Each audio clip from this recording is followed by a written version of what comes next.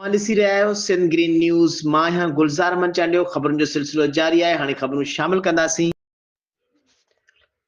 वारे खां ख़बर शामिल कंदासीं त वारे जे ॻोठ साईं रखियो चांडियो में सक़ाफ़ती मेड़ाको सियासी अदबी ऐं सहाफ़ती धुरियुनि में जी शिरकत सुघड़नि ऐं लोक फ़नकारनि तरफ़ां सक़ाफ़ती रंग पेश अजरक टोपियूं पटका ऐं टुक जी रिलीअ में धरतीअ जा रंग समायल आहिनि। अॻुवाण वारे जे ॻोठ साईं रखियो चांडियो में सक़ाफ़ती मेड़ाको सियासी अदबी ऐं सहाफ़ी धुरियुनि जे शिरकत सुघड़नि ऐं लोक फ़नकारनि तरफ़ां सक़ाफ़ती रंग पेश उन मौक़े ते ॻाल्हाईंदे सिंधी हारी तरीक़े जे मर्कज़ी सदर कामरेड गुलाम मुस्तफ़ा चांडियो, इरफान मन्ना, नजीब चांडियो, ज़हूर चांडियो, असकर मीरासी, कामरेड अलीगुल चांडियो, नोरैस चांडियो, खान चांडियो, महबूब डेपर, मोहम्मद कासिम, हिदायतुल्लाह चांडियो ऐं ॿियनि चयो त सिंध धरतीअ जी तहज़ीब ऐं सक़ाफ़त दुनिया अंदरि निराली अहमियत रखे थी। अजरक टोपी पटके में धरतीअ जा रंग समायल आहिनि। सिंध जे माण्हुनि खे दुनिया खे अमुन अजबे ऐं भाइपे जा पैगाम ॾिना आहिनि, जंहिंजो मिसाल शाह लतीफ़ जी शाइरी में समायल आहे। सिंध सदियुनि खां सबाझो ऐं सादो मिज़ाज रखियो आहे। अहिड़ी धरतीअ खे हथ वठी